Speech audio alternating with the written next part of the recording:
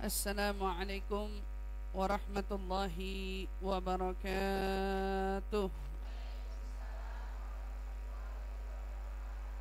Alhamdulillahi rabbil alamin wa bihi nasta'in ala umuri dunya waddin.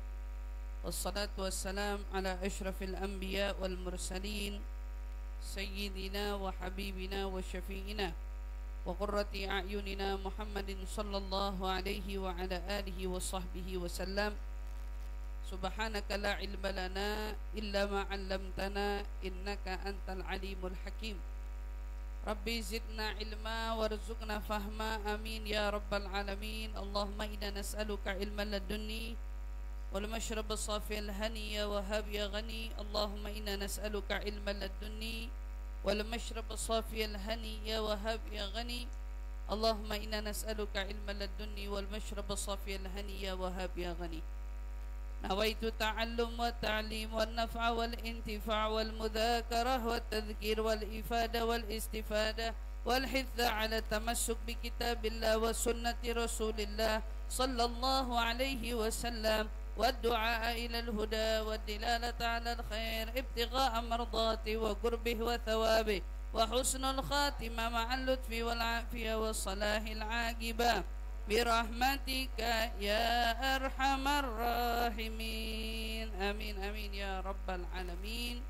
Alhamdulillah, segala puji syukur bersama-sama kita panjatkan kehadirat Allah Subhanahu wa taala yang mengumpulkan kita pada malam hari ini. Insyaallah perkumpulan kita hari ini mendatangkan banyak keberkahan, kebaikan serta ampunan yang berlimpah dari Allah Subhanahu wa taala, dan memasukkan kita di dalam kelompok minadz-dzakirin Allah katsiran wadz-dzakirat. Insyaallah Allah masukin kita tergolong orang-orang yang banyak mengingat Allah Subhanahu wa taala.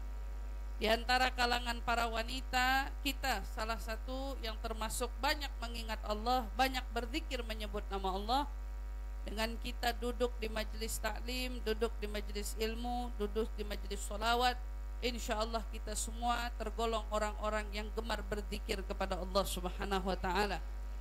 Namun harapan kita di dalam berzikir bukan hanya lisan yang ikut serta berucap, tetapi kita juga ingin zikir kita disertai dengan hati yang turut berzikir seiring dengan ucapan yang lisan ucap. Karena zikir yang paling utama itu adalah zikir yang diucap dengan lisan dan diiringi dengan hati. Kalau hati dengan lisan sinkron, maka itu adalah puncak zikir yang paling utama. Tapi kalau kita baru bisa cuman lisan doang, alhamdulillah, daripada nggak pernah ngucap sama sekali zikir kepada Allah. Tapi seiring berjalannya waktu yang udah sering hadir majelis ilmu, perlu kita meresap dan perlu kita merenung, meresapi dari apa yang kita baca. Dengan itu kita iringi hati kita ikut berucap. Maka saat kita duduk, rasakanlah, kita akan melihat ada efek manfaat yang dahsyat. Saat apa? Saat kita mengiringi zikir kita yang diiringi dengan lisan, diiringi juga dengan hati. Itulah yang dilakukan oleh orang-orang salihin. Kenapa mereka itu terlihat dari wajah mereka rautnya khusyuk. Kalau kita lihat banyak orang hari ini mulutnya komat kamit, tapi di wajahnya tidak tampak kekhusyuan, karena level wiridnya baru cuman di mulut ya. Bahkan kadang-kadang ada juga yang wirid sambil nonton, kan gitu. Ada yang wirid sambil main HP. Bagus gak ustazah? Masih mending daripada cuma nonton kagak wirid. Masih mending daripada mainin HP gak wirid, kan gitu. Tapi kalau kaum sholihin, orang-orang soleh, zikirnya mereka bukan cuma lisan, tapi zikirnya mereka diiringi dengan hati. Makanya mereka gak bisa zikir itu diganggu. Zikir itu sambil ngapain, gak bisa. Kenapa? Karena mereka fokusnya sama satu, yaitu zikir yang dia baca. Kalau udah fokus, maka diajak ngomong bisa jadi nggak ngeh. karena lagi khusyuk, hatinya lagi fokus, ikut dengan apa yang dibaca melalui lisan. Pada darajatul ula, ini derajat yang paling utama yang kita mau kejar saat kita duduk di majelis ilmu. Alhamdulillah kita baca maulid, rasain deh baca maulid yang dibaca sama lisan dibarengin sama hati, efeknya beda, khasiatnya beda sama yang cuman dibaca pakai mulut aja yang ngikut, rasanya di hati juga beda. Nah, orang kalau hati lagi khusyuk, mukanya nggak bisa cengengesan, mukanya nggak bisa pura-pura, karena itu otomatis. Makanya dibilang ala bidzikrillahi tatmainnul qulub. Hati kalau udah tenang pasti kelihatan di muka. Kalau hati yang lagi ingat Allah, wajahnya pasti ikut terlihat. Hati yang lagi takut sama Allah, wajahnya pun akan ikut terlihat. Nah, orang yang hatinya senantiasa berzikir, maka akan nampak di wajah mereka cahaya dari zikir yang mereka baca. Cahaya dari zikir yang mereka baca inilah yang mencerminkan kalau mereka ahlu zikir. Makanya kalau kita lihat kaum sholihin, ya, dulu ada seorang ulama yang bernama Syekh Ahmad Al-Badawi. Itu Syekh Ahmad Al-Badawi yang suka kita baca qasidahnya bi Rasulillahi wal Badawi itu beliau dikenal dulu semasa beliau mengajar, berdakwah kemana-mana, sepanjang dia ngajar itu mukanya ditutupin sama sorban, mukanya nggak kelihatan. Dia ngajar tapi mukanya ditutup. Satu waktu ada murid penasaran sama mukanya, kenapa sih Syekh Ahmad selalu aja kalau tampil di kita di publik mukanya ditutup, padahal kan dia laki-laki, ya Bu ya, lain sama perempuan. Ini tapi kalau ngajar ditutup, kemana aja orang hampir nggak bisa lihat mukanya Syekh Ahmad Al-Badawi, ditutup sama dia. Datang satu murid penasaran, nyamperin, ngomong, habis ngajar, habis belajar, lagi ngobrol berdua, Imam, boleh nggak tabirmu itu, kain yang menutup wajahmu itu kau buka, aku ingin sekali melihat wajahmu, pengen banget ngelihat muka kamu. Masya Allah. Sama Syekh Ahmad Al-Badawi dibuka satir pertama, mulai kelihatan bayang-bayangannya doang, gitu ya, mulai kelihatan bayang-bayangannya doang. Udah cukup sampai sini? Enggak dong, kata muridnya bilang, pengen lihat lebih. Murid ngelunjak, ya, kadang kalau dikasih sama gurunya murid ngelunjak, udah minta aja itu udah nggak sopan kan, makanya minta lebih. Begitu dibuka sama Syekh Ahmad, mukanya bercahaya luar biasa. Dari saking bercahaya sampai bikin muridnya yang ngelihat jatuh pingsan, meninggal di tempat. Bayangin. Ada, ini cahayanya kaum sholihin. Memang ada beberapa kaum sholihin yang dikasih sama Allah kelebihan mukanya bercahaya. Di antaranya kalau kita lihat yang hidup di era-era kita belakangan, siapa? Habib Neon. Ada yang tahu Habib Neon? Gak tahu, orang gak hidup di zamannya. Ya, Habib Neon hidup berapa puluh tahun silam, ya. Kuburannya ada di mana? Ada di Surabaya. Beliau dikenal dengan Habib Neon. Kenapa? Karena dari pancaran wajahnya itu lebih terang dari neon. Tapi gak sampai bikin orang meninggal. Syekh Ahmad Al-Badawi orang ngelihat mukanya, makanya kenapa sering ditutup. Mukanya ditutup terus, nggak, kasihan sama orang, karena orang nggak kuat ngelihat sinarnya. Wahakadha auliya sholihun, ya. Kalau kita lihat mengapa wajah mereka bisa menampilkan sinar pancaran yang begitu luar biasa, karena hati mereka. Orang kalau mau muka glowing harusnya nggak usah repot pakai krim ini krim itu, cukup kinclongin hati, maka wajahmu akan glowing. Kan gitu. Makin bersih hati, makin bersinar wajah. Makin kotor ini hati, makin rusak ini hati, makin juga wajah ini tak terlihat pancaran sinarnya sama sekali. Nggak ada. Wajahnya ada tapi nggak pernah kelihatan bercahaya. Yang ada kelihatannya udah pakai ini pakai itu kusam. Makanya orang yang sholat sama yang kagak sholat nggak kebuang mukanya ketahuan. Siapa orang yang rajin sholat? Bekas wudhu itu ada bekasnya. Air wudhu yang kita pakai punya bekas di wajah. Orang yang kagak pernah nyentuh air wudhu, wajahnya kelihatan gelapnya. Jadi bukan obat muka yang bikin kita atau sabun muka yang bikin kita kinclong, hati kita. Makanya belajar mulai hari ini, mulai sekarang, saat kita berzikir, iringi zikir kita yang kita ucap dengan lisan disertai dengan hati. Hati kita ngikut baca la ilaha illallah, pahami juga lewat hati. Iringi juga hati. Waktu kita baca sholawat kepada Rasulullah, baik mahallul qiyam, baik apapun yang kita baca, hati ikutin. Bawa dia ikut menyertai apa yang kita baca di dalam lisan yang kita ucap. Ya, hati kita ngikut, maulidnya dibaca, sholawatnya dibaca, qosidahnya dibaca, hati biar ngikut. Kan ibu-ibu bisa bedain majelis yang di dalamnya orang pada hafal sama qosidah sama majelis orang yang kagak hafal sama qosidah, majelisnya beda. Majelis orang yang paham sama maulid, tahu bacaan maulid, sama yang kagak beda. Cahayanya beda, ruhnya beda, rasanya beda, gitu. Nah, kita jangan membiasakan diri kita duduk di majelis tapi kita merasa puas dengan cuman duduk, tapi nggak puas dengan apa? Mau ikut baca, mau ikut nyimak, mau ikut bisa, begitu.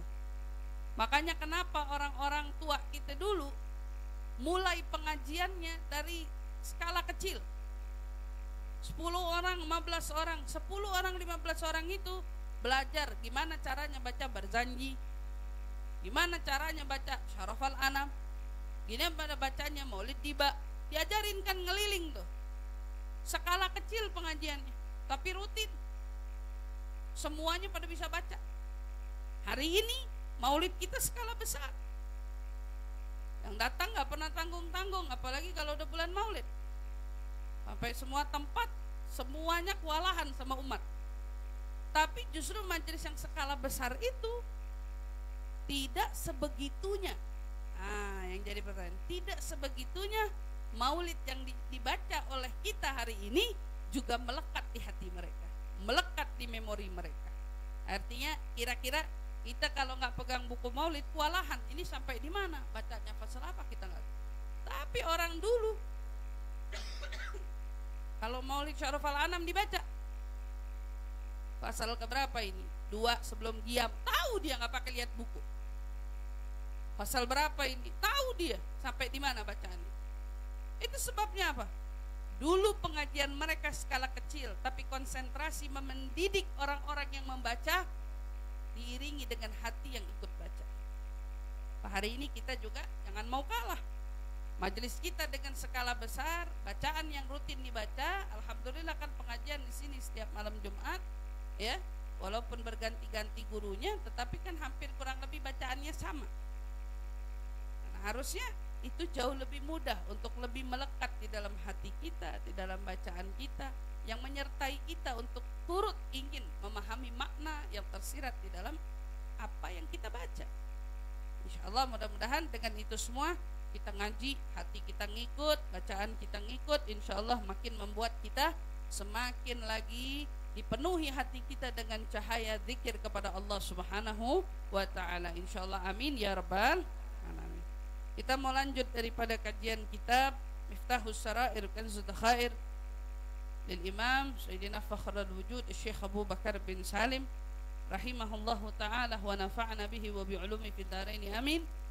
Ila an qala radhiyallahu anhu wa ankum an sairil ummah ajmain, ila an qala sayyiduna wa maulana amirul mu'minin Ali bin Abi Thalib karramallahu wajhah, kafani izzan idh kunta li rabban wa kafani fakhran idh ana laka abdan. Sayyidina Ali bin Abi Thalib karramallahu wajhah dalam sebuah perkataannya, Sayyidina Ali pernah berkata di antara nasihat-nasihatnya, kafani izzan idh kunta li rabban. Aku cukup merasa mulia, kata Sayyidina Ali, karena engkau adalah Tuhan. Di saya, aku Ali cukup merasa mulia karena engkau adalah Tuhanku. Kita sebagai hambanya Allah patut merasa mulia karena kita hambanya Allah, Allah Tuhannya kita. Kita merasa mulia. Makanya ada kiasan begini. Kenapa hari ini ada orang merasa hidupnya miskin? Kalau ada orang ngerasa hidupnya miskin, berarti dia gak kenal sama Tuhannya yang maha kaya. Kalau ada orang ngerasa hidupnya gak punya, berarti dia gak kenal siapa Tuhannya yang maha punya. Apa maksudnya? Kalau kamu yakin akan Allah yang maha kaya, maka yakinlah juga bahwa Allah tidak akan pernah memiskinkanmu. Kalau kau yakin Allah punya segalanya, yakinlah juga Allah mampu memberimu segalanya. Yakin. Hari ini orang merasa gak punya, lalu salahnya udah gak punya, nyalahin Allah yang mengatur hidupnya. Yang salah bukan Allah, yang salah dia yang tidak mengenal Allah. Ada orang hari ini punya masalah, ada orang hari ini diuji dengan musibah, diuji dengan ujian dan lain sebagainya. Dia menyalahkan, kenapa saya ya Rabb? Pertanyaanmu menandakan bodohnya dirimu akan dia yang mengatur dan maha mengatur akan segala urusanmu. Kamu bodoh. Bodohnya kenapa? Karena kamu gak tahu cara mainnya Allah. Kalau kita tahu sekolah punya cara main. Kalau mau naikin anak kelas, punya cara main. Cara mainnya naikin kelas gimana? Ujian. Itu cara main. Gak ada orang naik kelas tiba-tiba tanpa melalui fase ujian. Kan gitu. Kalau kita tahu cara main, gak ada orang tua yang nyalahin sekolahan yang bikin ujian. Begitu waktu naik-naikan kelas, anaknya nangis-nangis, aku pusing, aku gak bisa, aku ini. Orang tua mau tiba-tiba datang ke sekolah lalu bilang, sekolahan apaan sih ini? Pakai ujian-ujian segala, udah naikin aja anak saya sekolah. Bisa? Gak bisa. Karena kita semua tahu, begitu anak kita ngerengek, nangis, susah banget nih. Orang tua bakal bilang, makanya belajar. Kan gitu, makanya belajar dong. Udah tahu mau ujian, masih santai-santai, masih leha-lehe. Nah, dia bilang, hari-harimu dalam hidup, harusnya kau selalu tahu bahwa ujian dadakan itu selalu bisa datang kapan saja. Kayak guru tiba-tiba datang ke kelas, kagak ada informasi, nggak ngabarin, toto ujian. Hari ini kita ujian. Hah? Kata muridnya bilang, wah Pak Guru nggak adil, nggak dikasih tahu begini. Kata gurunya, loh kan saya udah ngomong sama kamu dari awal. Apa dari awal? Dari awal saya bilang saya tipe guru yang kalau ngasih ujian kagak ngasih informasi lebih dulu. Salah saya di mana? Allah kasih tahu. Tabarakalladzi biyadihil mulku wa huwa ala kulli syai'in qadir. Alladzi khalaqal mauta wal hayata liyabluwakum ayyukum ahsanu. Allah bilang, Maha suci Allah. Alladzi khalaqal maut, dia yang menciptakan kematian, wal haya, yang menciptakan kehidupan. Buat apa? Liyabluwakum. Tujuan dihidupkan kita ini untuk diuji. Kapan ujiannya? Dikasih tahu nggak sama Allah? Allah kasih tahu diujinya kira-kira umur. Bahkan Rasulullah diuji dari masih di perut, ayahnya udah meninggal. Lahir, baru ngerasain pelukan ibunda sebentar, diambil sama Halimatus Sa'diyah. Baru ngerasain pelukan ibu kurang lebih sekian tahun, tahu-tahu ibunya wafat. Ujian datang bertubi-tubi silih berganti. Bahkan bukan Nabi setelah diutus, sebelum Nabi diutus beliau sudah merasakan lebih dulu ujian demi ujian.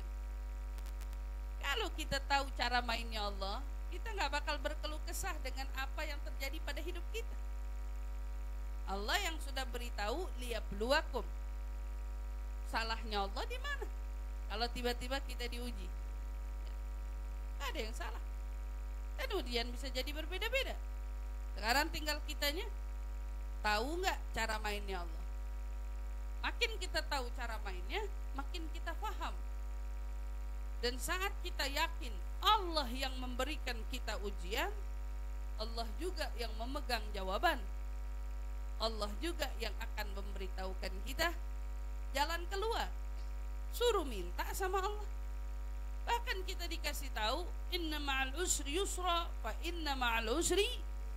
Kenapa ada orang yang ujiannya nangis, pusing, frustasi, nggak pinter dia.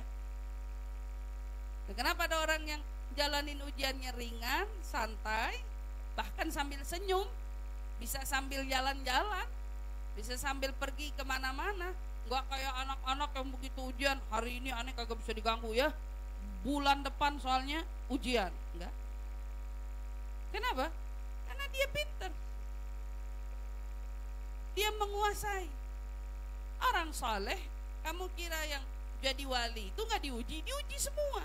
Tapi kenapa waktu ujian datang mereka masih bisa senyum, masih bisa melayani umat, masih bisa ngajar, masih bisa ketemu orang, masih bisa ketawa? Karena dia menguasai cara menghadapi ujiannya. Adapun orang yang diuji tapi gak menguasai, mengurung diri, menjauhkan diri dari orang, nggak mau, akhirnya muncul jadi manusia yang hari ini disebut sebagai sosok manusia yang apa? Introvert, anxiety, dan lain sebagainya. Itu semua sebabnya kenapa? Nggak tahu caranya. Mereka nggak nguasain skillnya. Kita duduk di majelis ilmu. Sayyidina Ali bin Abi Thalib bilang, kafani izzan idh kunta li rabban. Aku merasa cukup, puas. Gara-gara apa? Aku cukup merasa mulia, merasa cukup mulia, karena engkau adalah Tuhanku ya. Ya, puas banget. Wa kafani fakhran idh ana laka abdan. Dan bukan cuman ngerasa mulia karena Allah sebagai Tuhan, tapi aku cukup merasa bangga. Bangganya karena apa? Karena aku adalah hambamu ya Rabb. Kalau ada orang merasa bangga bahwa dia adalah hambanya Allah, ya, seperti yang dirasakan oleh Sayyidina Ali bin Abi Thalib, maka kamu gak akan ada yang merasa terhinakan hari ini. Hanya karena orang segelintir yang tidak menganggap, atau hanya karena orang yang tidak menempatkanmu, atau hanya karena keadaan yang tidak meninggikan dirimu, hanya kondisi yang membuat sempit jalan hidupmu, kamu gak akan merasa terhinakan karena itu semua. Kenapa? Karena kau merasa cukup bangga. Menjadi siapa bangganya? Bukan karena kau pintar, bukan karena kau kaya, bukan karena kau hebat, bukan karena kau bisa segalanya, tapi kau bangga karena apa? Kau adalah hamba. Hamba siapa? Hambanya Allah. Hambanya Allah.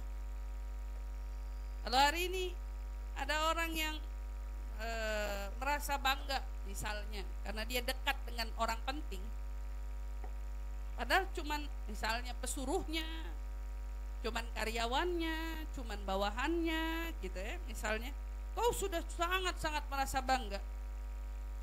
Maaf, pembantunya siapa nih? Pembantunya artis fulan. Coba kalau kita lihat, sama-sama misalnya pekerjaannya pekerjaan rumah tangga, tapi begitu majikannya siapa, wah, statusnya tidak membuat dia malu, bahkan dia merasa bangga menjadi pembantu. Alasannya apa? Majikannya siapa dulu?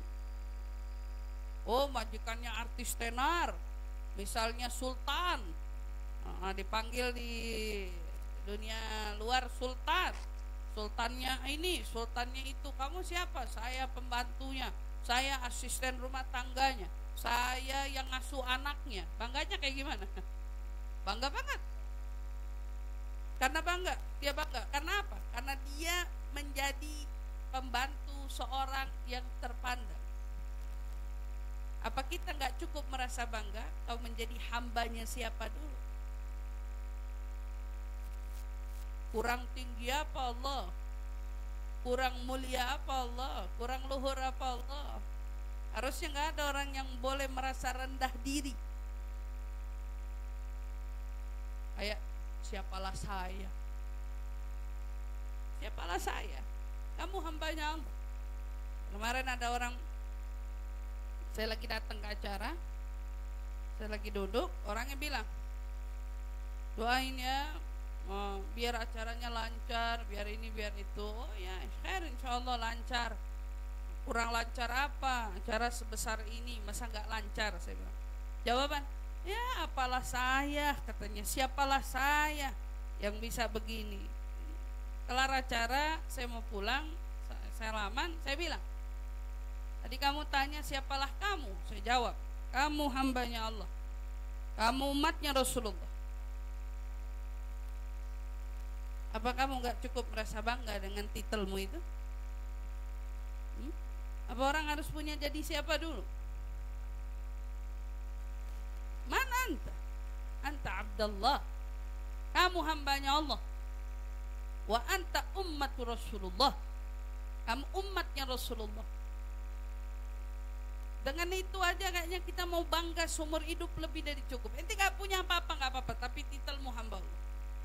Ente gak punya apa-apa gak apa-apa, tapi kamu umatnya Rasulullah. Kurang apa?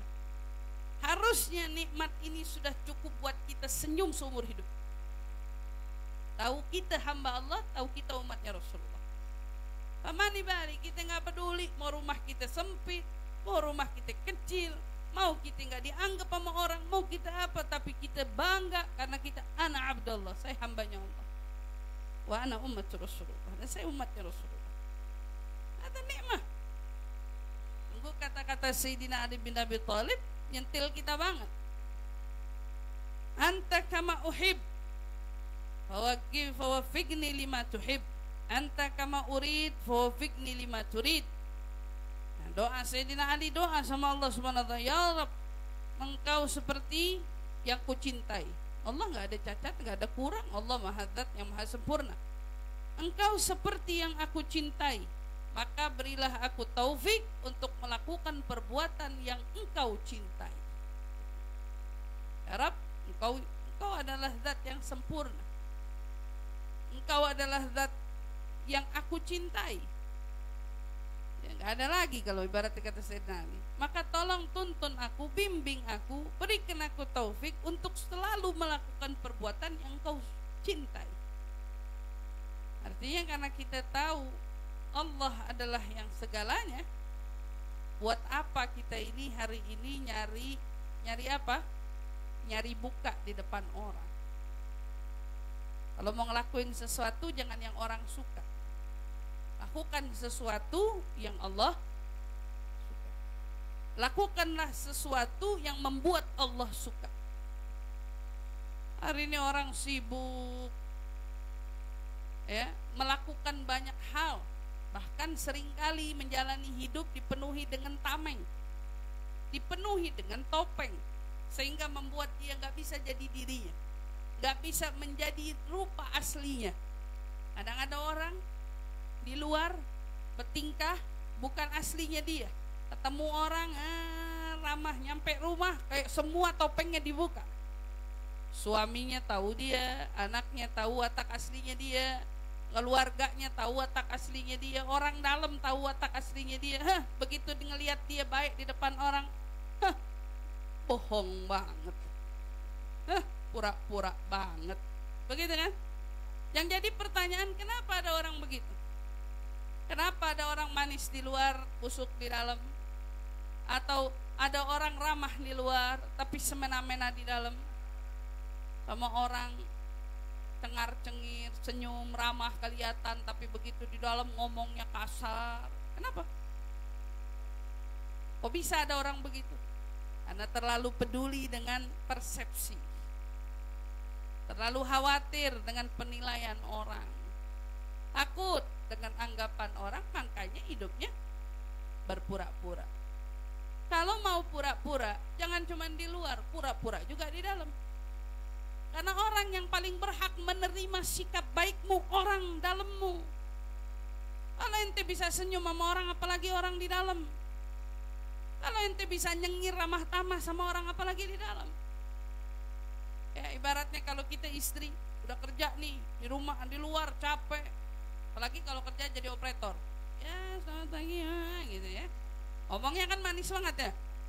Giliran yang di dalam ruang lingkupnya, di dalam lingkungannya nelpon, apaan sih, gak bisa apa, gak ganggu orang lagi kerja. Kamu berbuat baik dengan jutaan manusia di luar, tapi kau lupa berbuat baik dengan orang yang ada di dalam rumahmu, semua kebaikanmu luntur di luar. Lima tadi, kenapa begitu? Karena orang yang paling berhak menerima sikap baikmu orang dalam rumah, wabil khusus suamimu.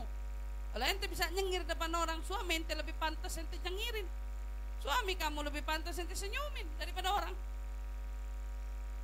Kalau kamu bisa ngomong manis sama anak orang, anak kamu lebih pantas untuk kau ajak bicara manis, karena dia anak kamu. Masa ada ibu manis sama anak orang, dari mana, sekolahnya di mana, udah makan atau belum, anaknya siapa gitu ya. Kalau ngomong sama anaknya, udah makan belum, ambil sono. Kalau kita mau hidup melawan diri dari kebenaran aslinya wujud kita, kita bukan punya watak yang baik, tapi kita mau melawan diri jadi orang baik, jangan tanggung-tanggung, jangan cuma di luar, di dalam juga begitu. Tapi asal kamu tahu, segala sesuatu yang kamu buat dengan membuat-buat, itu yang paling membuatmu muak. Muak sama siapa? Muak sama diri sendiri, karena kamu gak jadi dirimu. Tapi kalau ada orang yang melakukan segala kebaikan datangnya dari hati, emang di sono senyum, di dalam senyum, emang begitulah hidupnya. Di luar ramah, di dalam ramah. Sama orang di luar baik, di dalam baik. Sama orang tuanya baik, ngomong sama orang tuanya lembut. Jangan sampai kalau kamu anak-anak yang kerja, yang sekolah, yang apa ya, misalnya kau kerja di luar, kau bertemu dengan orang, kau begitu ramah, tapi sampai di rumah jangan sampai kau berucap kasar kepada orang tuamu, berucap kasar kepada orang tua yang melahirkan, ayah yang pernah mencari nafkah untuk membesarkan. Hati-hati, karena mereka lebih berhak menerima kebaikan kita daripada orang lain. Itu dijaga. Sayyidina Ali bin Abi Thalib, dalam doanya beliau bilang, ya Rabb, engkau zat yang aku cintai, zat yang aku cintai, dan engkau seperti yang aku cintai ya Rabb. Betul-betul engkau seperti yang aku mau, seperti yang aku inginkan. Maka apa yang Sayyidina Ali harap? Fawaffiqni lima tuhib, maka berikan aku taufik untuk aku bisa melakukan segala amal perbuatan yang kau cintai. Anta kama urid fawaffiqni lima turid, ya Rabb, engkau seperti yang aku mau, maka tuntun aku, bimbing aku untuk melakukan segala perbuatan sesuai dengan yang kau mau. Amalan yang Allah cinta, amalan yang Allah mau, itu kadang-kadang bertolak belakang sama yang kita mau, yang kita suka, kan gitu. Kalau ngelihat orang senyum, kita senyum balik, itu ringan. Kalau orang Kita lihat lagi baik banget, lagi sakit, minta kita senyum. Wah, kalau bisa senyum kita semua kita mau kasih buat dia. Tapi godaannya kalau dia lagi gak baik, orang lagi cemberut, lagi ngulek hati, lagi ngerusak perasaan kita, lagi ngulek hati kita,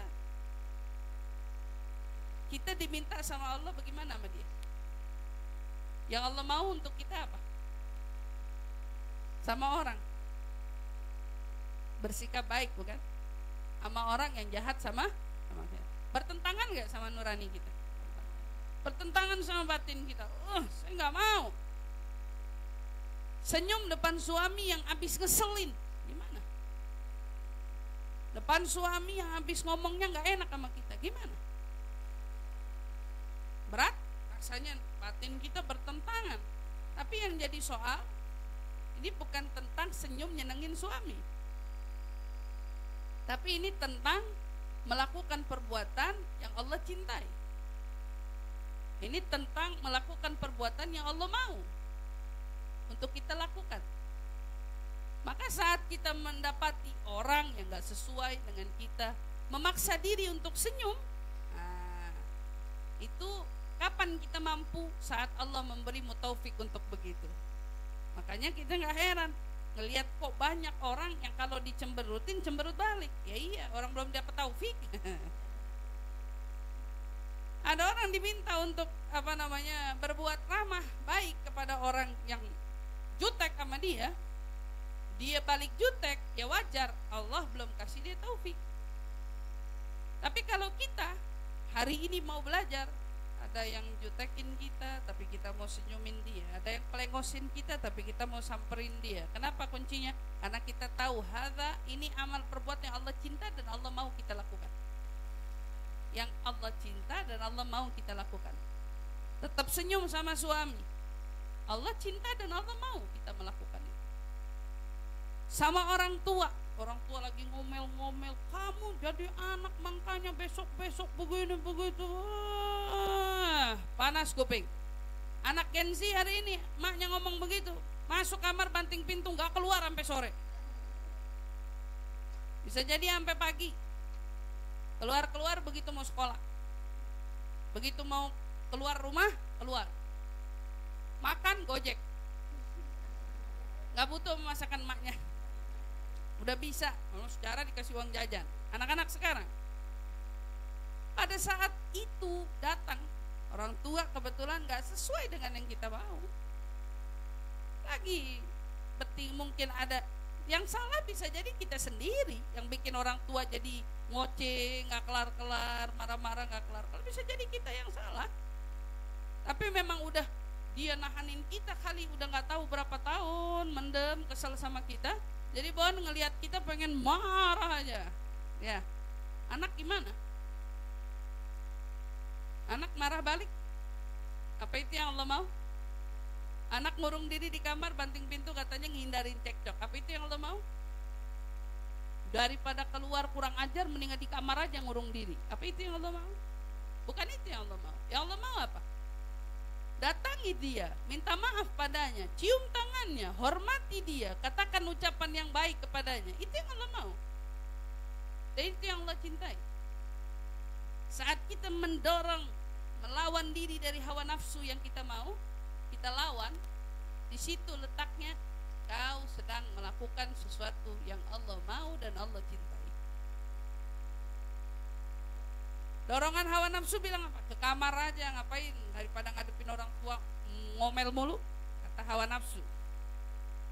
Tapi akalmu kemudian menjawab, lah bukan itu yang Allah mau. Yang Allah mau saat orang tuamu marah, datangi ia lalu minta maaf padanya. Ambil tangannya lalu kau cium, minta doa padanya agar kau jadi anak yang benar sesuai harapannya. Pada saat melakukan itu kan ada ego yang harus diruntuhkan, ada emosi yang harus dikalahkan. Lebih tepatnya hawa nafsu yang sedang kau lawan. Kau lagi perang sama hawa nafsumu sendiri. Lakin hadza amal, itu amal yang Allah cintai dan Allah sukai. Hakata orang tua gitu. Godaannya orang tua, anak ya Allah, kita yang gedein, kita yang iniin, kita rasanya kalau bisa mau masukin lagi ke perut, kita mau masukin lagi dia ke perut. Atau lahir begini modelnya, nggak bisa nyenengin kita gitu ya. Gimana godaannya orang tua saat ngedepin anak kayak gitu? Apa yang Allah mau darimu? Yang Allah mau darimu apa? Ya duhai ibu-ibu, anak gak sholat, anak ngayap gak pulang-pulang, nyampe rumah bukan ngerjain yang harus dia kerjain, tapi dia lakukan perbuatan-perbuatan yang tentunya bertentangan dengan yang kita mau dan yang kita inginkan. Saat ujian itu datang kepadamu, kira-kira apa yang Allah cintai? Kira-kira apa yang Allah mau? Sederhana, orang tua punya kewajiban menjadi orang tua yang penuh rahmat. Anakmu mau bagaimana brutalnya, datangi ia dan tetaplah jadi ibu. Jangan berubah karena anakmu. Kenapa? Nah, hari ini orang tua juga mudah terkontaminasi. Kalau anaknya prestasi, lembutnya bukan main. Kalau anaknya bengal brutal, orang tuanya juga bisa brutal dan nggak bisa kontrol emosi. Apa sikapmu ditentukan oleh sikap anakmu? Tidak. Waktu kau melahirkan dia, apa kau punya perasaan itu semua? Nggak punya. Kau punya perasaan yang sama. Anak yang kau lahirkan, bayi kecil mungil, yang nggak punya dosa, yang kau cintai, yang kau kasihi. Kemana rahmat itu? Siapa yang membuat hilang? Lalu membuatmu mudah tiba-tiba marah-marah, lalu berucap anak setan, anak. Dari mana rahmat? Kemana rahmatmu? Dari mana emosi itu datang? Apa itu yang Allah mau? Apa orang tua yang Allah mau adalah orang tua? Biarin aja, biarin dia begitu, biarin. Belum kena batunya itu. Hah? Apa itu orang tua yang Allah mau? Kira-kira ibu pikir sendiri dah. Ya Allah mau nggak kira-kira orang tua begitu? Biarin aja tuh anak, biarin, biar dia kena sendiri batunya, biarin, gitu. Apa yang Allah mau dari orang tua? Datangi, doakan dia, tuntun dia, karena tanggung jawabmu adalah mendidiknya, membesarkannya, menyayanginya,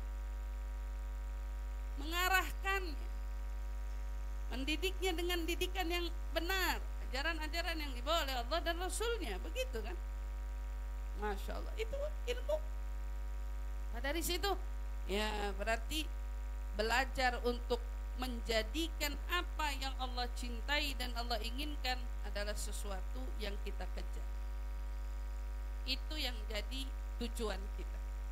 Nah, mulai hari ini kalau mau berbuat, yang dipikirkan apa? Allah suka nggak? Allah cinta nggak? Dan Allah mau nggak kita begitu? Kalau di situ ada cinta Allah dan kiranya Allah mau kita begitu, lakukan. Tapi kalau kiranya nggak mau, jangan.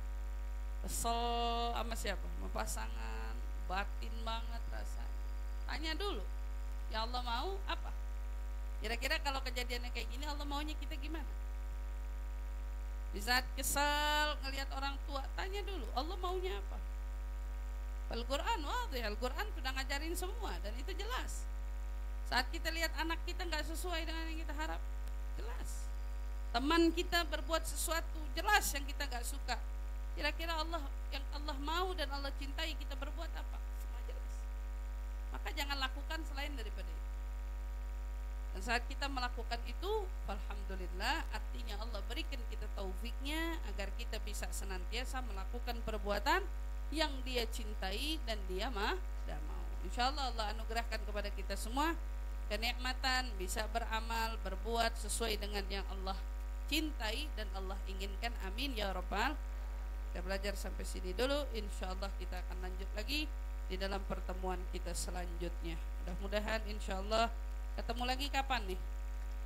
Minggu depan tawakufan. Waduh, Ibu seminggu berapa nih? 2 kali berarti tiap minggu ketemu saya. Ala kulli hal, insyaallah mudah-mudahan kita doakan Bu Imel beserta segenap keluarga diberikan kesehatan, keafiatan, panjang umur dalam taat insyaallah.